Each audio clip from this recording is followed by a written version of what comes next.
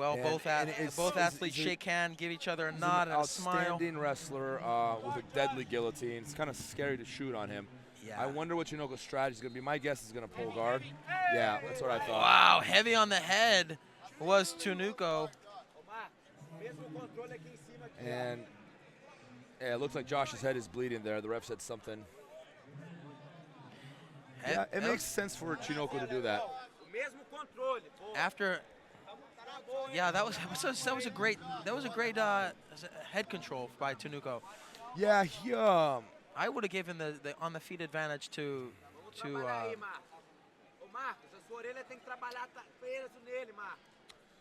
Hinger. Yeah, well, but Tinoco did a great job of kind of knowing that out and getting to where he wanted to be. Tinoco like keeping his head down there. I wonder what he's trying to set up with that.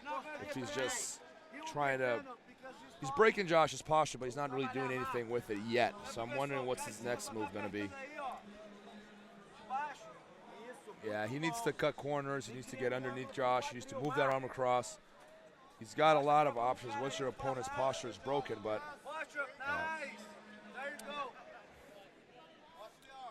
Josh, always one of the main competitors, always in the semifinals and finals of every competition he's in. Tinoco with one of his best performances of his life, I'd say, between yesterday and today. He's been killing it. Well, now Hinger in the guard of Marcus Tinoco. What does he need to do to get his guard open? I'm of the opinion that if you're in someone's close guard, you should be standing up immediately. There's nothing good that comes from you being inside someone's close guard.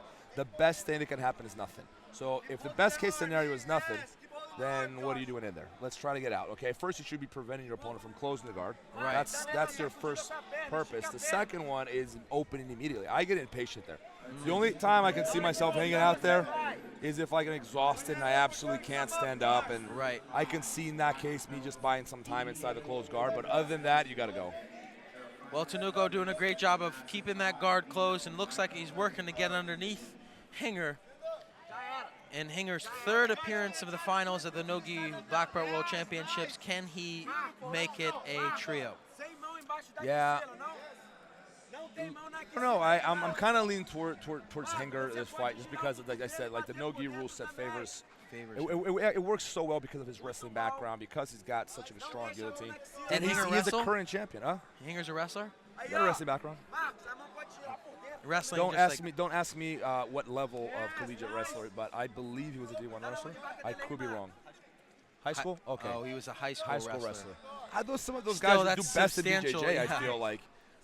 So many guys just have let's say only a high school wrestling, but like I think that right there, it's still a good foundation. It's a great foundation, and the hunger's still there to prove themselves. A lot of times the guy who makes it to the D1 level maybe feels like, I'm done with this wrestling thing. Jiu-Jitsu's too close to wrestling. Maybe they get tired of it. I wouldn't know.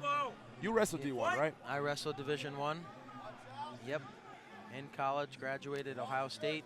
Yeah, I've heard from a lot of wrestlers it's so intense at the collegiate level. It's one of the hardest things for wrestlers so to they come don't, in. They just they're exhausted. I don't want to go through this again.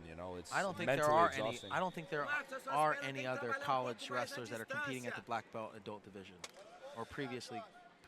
Yeah, well, a lot of them make that transition from MMA, which stinks. If you're gonna continue down that journey, down that path, it makes sense to transition from MMA if that's what your passion is. But Hinger looking up here. And Tinoco's got an interesting grip here on the leg of Hinger. What is he working for here, Drysdale? Tinoco is really trying to get. He was trying to get Josh's knee to fold outward so he can get him off balance, maybe sweep them from that. Josh didn't open up his knee. When he got an opportunity to kick out, he did so. Tinoco looks big. That's a tall boy. He definitely looks heavier than Josh. Tall and stocky. Tinoco with the guard pull. Hinger going to his patented. But Tinoco turns it into a reversal. So I wonder if he's going to get the advantage from the guillotine or only from the sweep. I think it should be a split advantage there. I would agree with this. Two advantages. It's interesting that not one official indicated. Although I will say the guillotine, I'm not convinced that was an advantage. Maybe advantage for the sweep. Yeah, but not. I agree. That for me was a clear-cut advantage. Yeah. He's coming in again. That's a nice guillotine. That's a nice guillotine. That's the sweep, though. If Josh can get on top there. Josh with the sweep. He does it so well. And 2 now points, and that's gonna go Hinger south. up 2. And that's it. And he gets the submission. Josh Hinger. Ladies and gentlemen, Josh Hinger is the three-time 3-time world champion here today at the IBJJF NoGi World Championships. You called it, Drysdale. Wow, against a guy like Tinoco, that's very impressive. I should start betting. Man, he wasn't afraid of the takedown at all. He resorted to his powerhouse move, and it paid off. He got it, and he got the submission. And it's I've been saying it's a scary thing to shoot on a guy like Josh because of his guillotine. He sprawls so well. He gets that guillotine, and he flows so easily to it. I want to take a look at that replay here. That was nicely executed. He had a bite of it previously, and then I think he worked out its kinks and was much more precise as it ended in the submission. Let's take a look at that. Here are some highlights from the match. It started off with a sort of a lull, and then it picked up. It seemed like both athletes were really working to figure each other out. That was the moment. Tinoco I think he felt like he was in trouble. Once Josh established that top position, it was 2 points, and Tinoco was in trouble. I'm surprised he didn't try to anticipate that north-south. Well, next up you have Mr. Jackson Souza, and who's he taking on? This is the heavyweight final.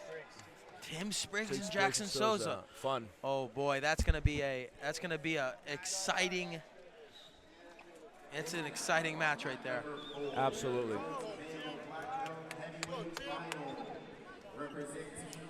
And you can see Josh celebrating with his teammates. Great performance. Congrats to Josh Hinger.